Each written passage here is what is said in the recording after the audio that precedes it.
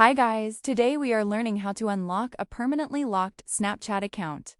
First, if your Snapchat account has been locked, wait for 24 to 48 hours before trying to log in again. In some cases, temporary locks are removed automatically after this waiting period. If your account is still locked, open any web browser on your phone. I'll use Google Chrome for this tutorial.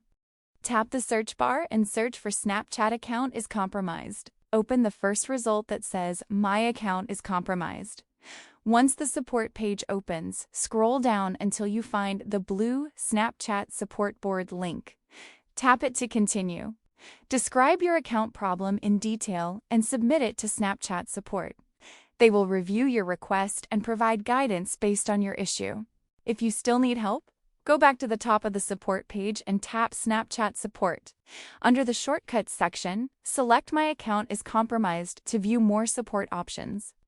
If your account is still locked after following the support steps, search for Snapchat Appeal in your browser. Open the appeal page and submit your appeal with the required account details. Snapchat will review your request and respond by email if your account is eligible for recovery. And that's how you can try to recover a locked Snapchat account using Snapchat's official support options. If this video helped you, make sure to subscribe and comment below for more simple tutorials.